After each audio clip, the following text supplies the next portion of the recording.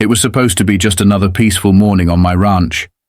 The sky was clear, the air crisp with the scent of mesquite, and the only sound was the gentle rustle of leaves as a breeze danced through the oak trees. I had my coffee in one hand, a wrench in the other, ready to get some basic maintenance done on my water system. Living out here, you get used to doing everything yourself. It's part of the deal. The land provides, and in return, you take care of it. That morning, the task was simple. Shut off the main valve to one of my outbuildings so I could fix a small leak in the line. Nothing dramatic. No alarms, no emergency. Just me, my tools, and my land. But then, as I knelt by the valve, I felt it. That uneasy sensation like someone was watching me. I looked up, and sure enough, there she was. Karen. Standing just past her white picket fence like some self-appointed ranger of the neighborhood. Arms folded, lips pursed, sunglasses perched on her nose, even though it was barely 8 a.m. I gave her a polite nod and went back to work, thinking maybe, just maybe, she'd keep her distance this time. I should have known better. See, the thing about Karen is that she's not just nosy, she's entitled. She doesn't just think she knows what's best for the neighborhood, she thinks she's in charge of it.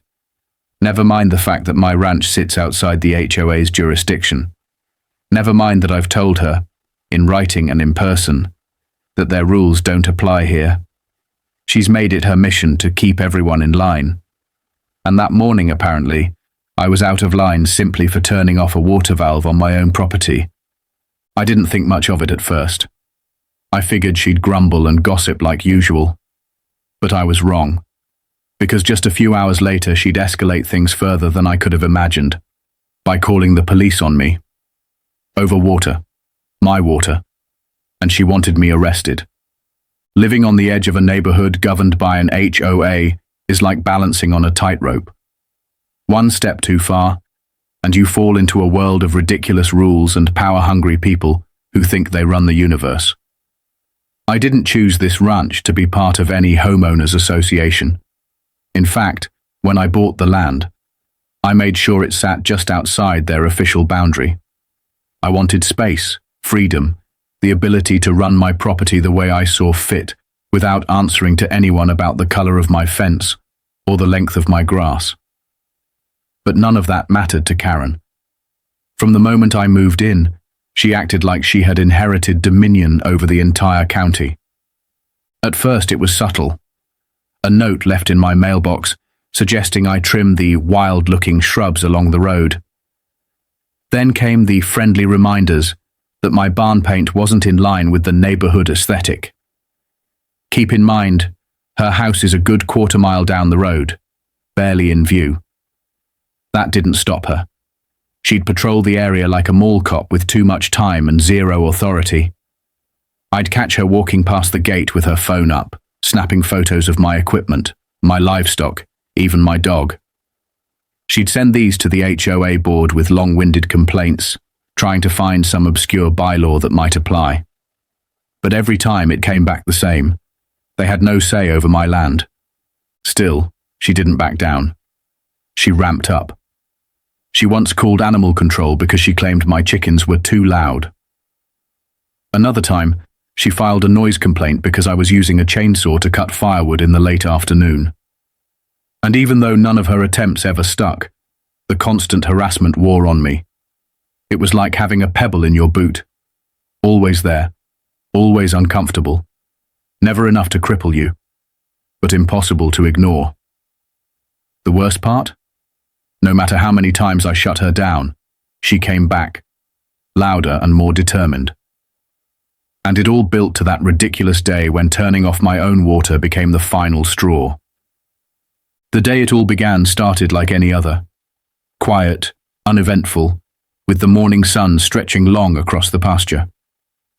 I had a mental checklist of things to get done, and one of those tasks was dealing with a slow leak I'd noticed the night before near one of the irrigation lines behind my tool shed.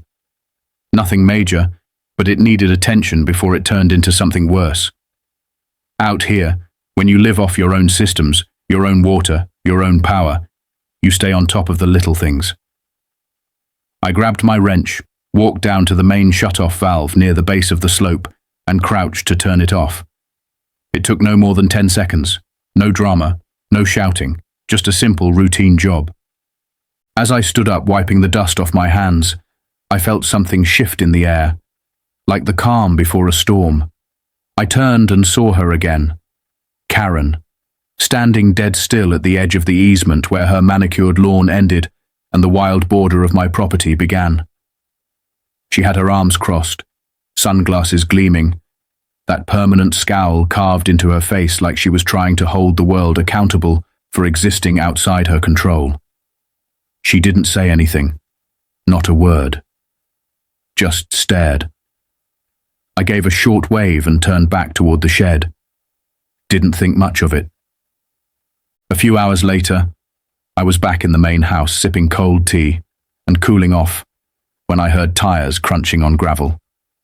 I looked out the front window and saw her car again, parked just a little too close to my gate. She was out of the vehicle, pacing, phone to her ear, gesturing toward my water control box like she'd discovered a crime scene. I didn't rush out. I knew better. When Karen gets into performance mode, the best thing you can do is let her burn out her own spotlight. But this time, something was different. The way she glanced over her shoulder and made eye contact with me, it wasn't annoyance. It was satisfaction. Like she had a plan. Like she was certain she'd caught me doing something wrong. I didn't realize just how far she'd go until the flashing lights showed up.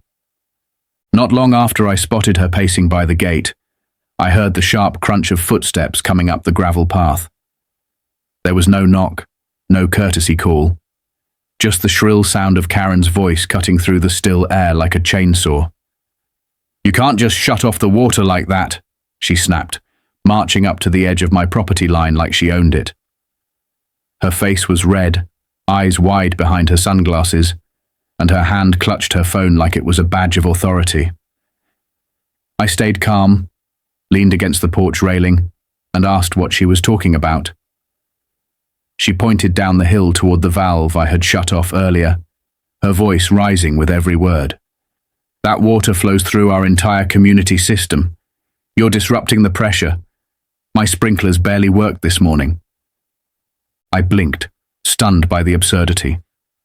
I tried explaining gently that my water system was completely separate, that what I shut off only affected my irrigation lines, that no, Karen, your azaleas didn't stop blooming because of me.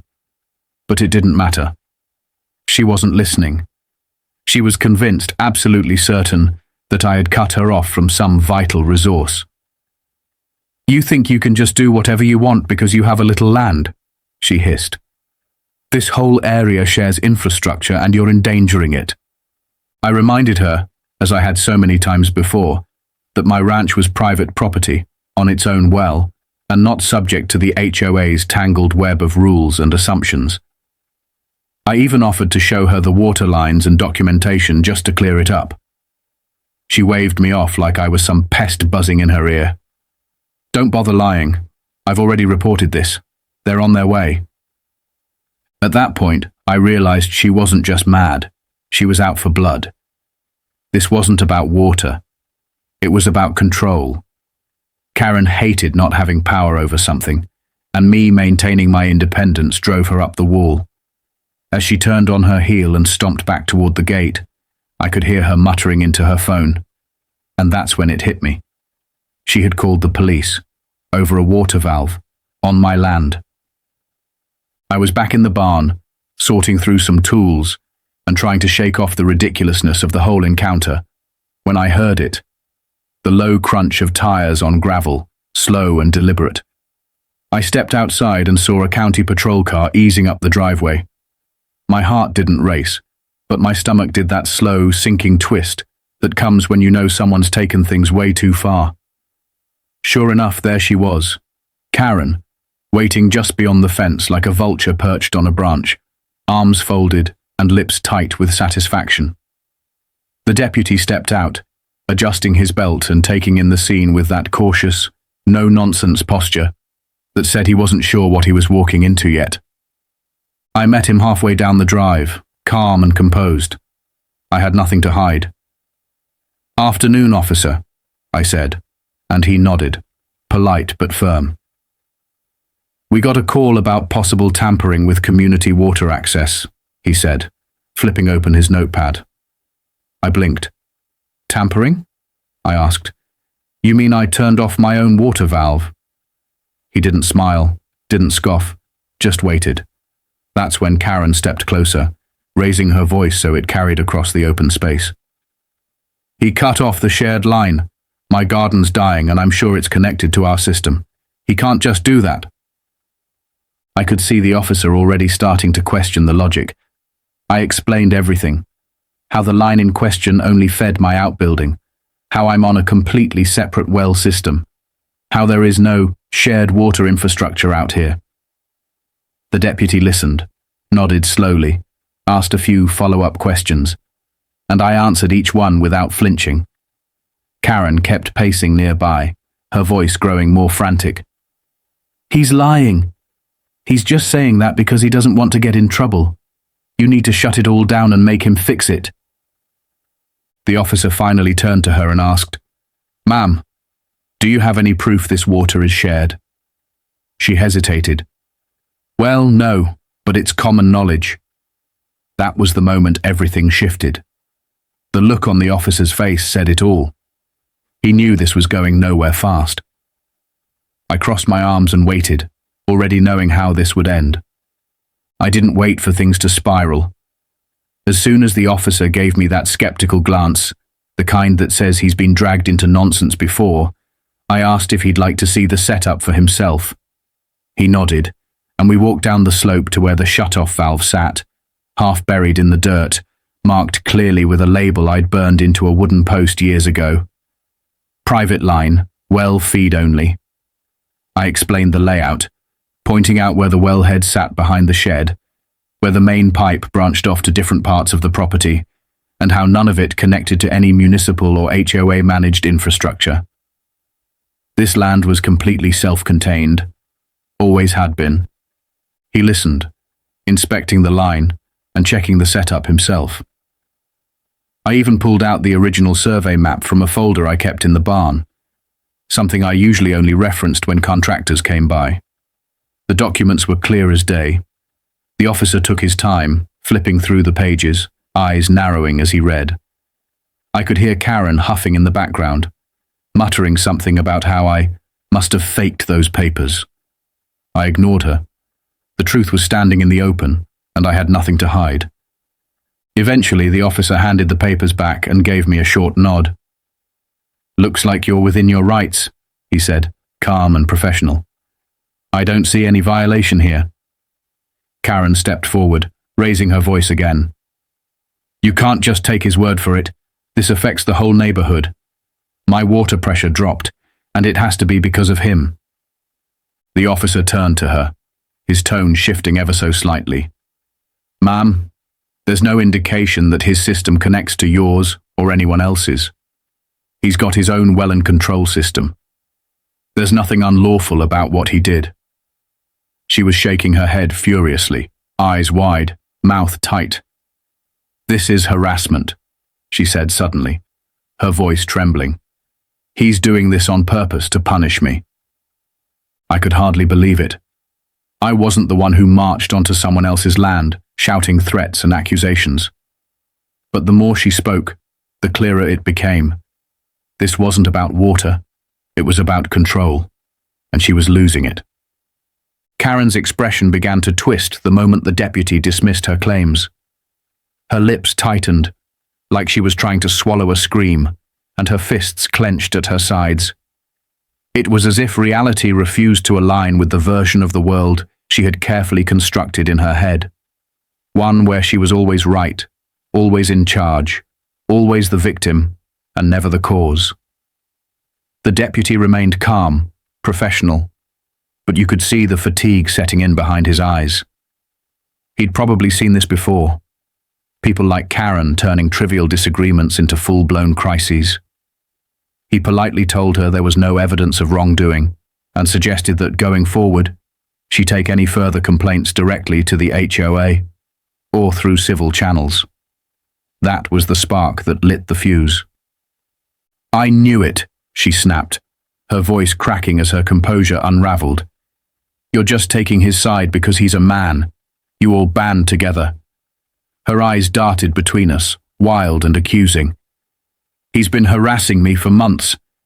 This isn't the first time he's done something to target me. I know it. First it was the lights on his shed, then the noise, now this water thing. It's all part of a pattern." I barely moved. The officer didn't either. We both let her rant spill into the open air, her voice growing louder, more erratic, as she flailed for anything that might stick. She shouted about her pets being in danger, her plants dying, and how I was turning the entire neighborhood against her. She even claimed I was monitoring her property with cameras, a bizarre accusation, given that the only camera on my land was pointed at my own front gate. The officer finally raised a hand and told her that if she didn't calm down, he'd have to make a formal report about filing a false complaint. That shut her up for a beat, but only for a beat. Her voice dropped into a whimper, and she looked around like someone abandoned. "You're all against me," she muttered, her face flushed, hands trembling. In that moment, all the noise, all the righteousness, all the fake authority, it crumbled. Karen wasn't in charge anymore, and for the first time she seemed to realize it. After the deputy left, I thought maybe, just maybe, that would be the end of it. But I underestimated how far Karen was willing to go. Less than an hour later, my phone buzzed. It was the county sheriff's office. Apparently, Karen had followed up her little meltdown with a formal complaint, claiming I was tampering with public utilities and harassing her with intentional property sabotage. I couldn't believe it. What had started as a simple repair job on my own water line had now spiraled into a full-scale nuisance campaign from a woman who clearly couldn't stand to be told no. So I did what I had to. I called the sheriff myself, laid out the facts, and emailed over the same property survey, documents and photos I'd shown the deputy. The sheriff, to his credit, was quick to respond. He said he'd look into the complaint, but based on what he'd seen so far, it sounded like Karen was grasping at straws. He'd dealt with her before, he admitted, and this wasn't the first time she'd tried to drag law enforcement into HOA drama that had no legal standing.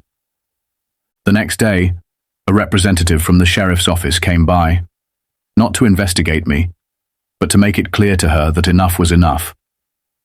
He spoke with Karen for a good while out at the property line. I didn't hear the full conversation, but her voice kept rising and falling like she was pleading her case to a jury that wasn't buying it. Eventually, he walked over to my side and apologized for the inconvenience. He said if she made any further false reports, there would be consequences.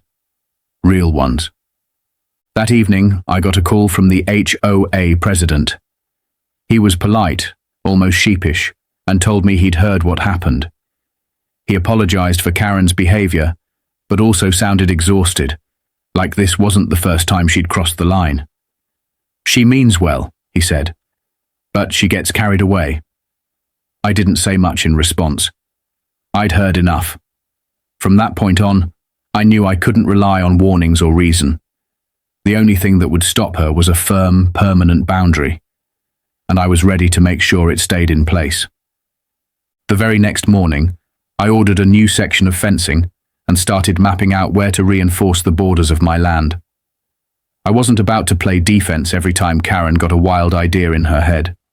If she couldn't understand boundaries through conversation or common sense, then she'd understand them through wood and wire. By the end of the week, I had a new privacy fence up along the shared side, taller than the last, and with clear signs posted every 20 feet. Private property. No trespassing. Surveillance in use. It wasn't just a message to Karen. It was a promise to myself that I wouldn't let her nonsense invade my peace again. I also had cameras installed.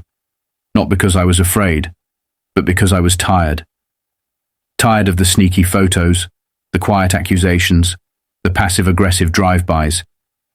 Now, every entrance to my property was covered, with motion alerts sent directly to my phone. If she so much as leaned over the fence, I'd have proof. And this time, she'd be the one explaining herself to the sheriff. For a while it worked. Karen disappeared. No knocks on the gate, no dramatic strolls down the easement, no surprise complaints. But she didn't vanish completely. I'd still catch glimpses of her from time to time, peeking through her blinds or loitering by her mailbox a little too long, watching. The difference was, she no longer had the power she once thought she did. People around the area started reaching out, quietly at first, thanking me for standing my ground. Turns out I wasn't the only one she'd bothered. I was just the first to draw a line she couldn't cross. I started spending more time outside again. Mornings were peaceful. The land felt like mine again, not just in paperwork, but in spirit. The silence wasn't empty anymore. It was earned. And in that quiet, I realized something important. Karen's drama wasn't about me. It was about her need to control a world that didn't belong to her. The moment I stopped playing her game, she lost. And my ranch? It finally felt like home again. Free, safe, and finally, respected. Looking back on it now, it's almost laughable how something as simple as turning off a water valve on my own property turned into a full-blown confrontation with the police. But in reality, there was nothing funny about it. It was a reminder of how far some people will go to assert control they were never given, how quickly entitlement can spiral into harassment, and how important it is to know where you stand, legally, physically, and morally. Karen wasn't just a nosy neighbor. She was a warning sign, a symbol of what happens when people confuse community with control and guidelines with personal authority. Her belief that she had the right to monitor, correct, and punish me for things that had nothing to do with her wasn't just invasive, it was dangerous. I've always believed in live and let live. Out here on the ranch, that's how things work. You respect the land, your animals, your space, and you extend that same respect to your neighbors. But Karen didn't want mutual respect. She wanted submission. She wanted to make me feel like a trespasser on my own land. And when I refused to play along, she tried to use fear, shame, and even law enforcement to force her will. The sad part is she probably thought she was right. She probably believed deep down that she was protecting something. But what she was really doing was violating boundaries. Mine, the laws, and eventually, her own dignity. I've learned something from all this. It's not enough to be in the right. You have to stand your ground. You have to document, speak up, and push back when someone crosses a line, no matter how petty or absurd it may seem.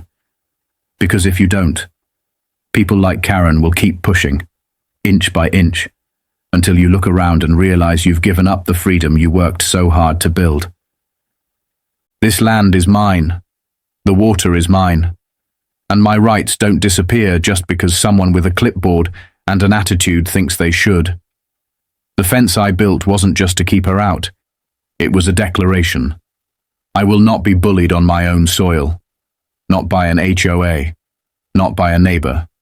Not by anyone.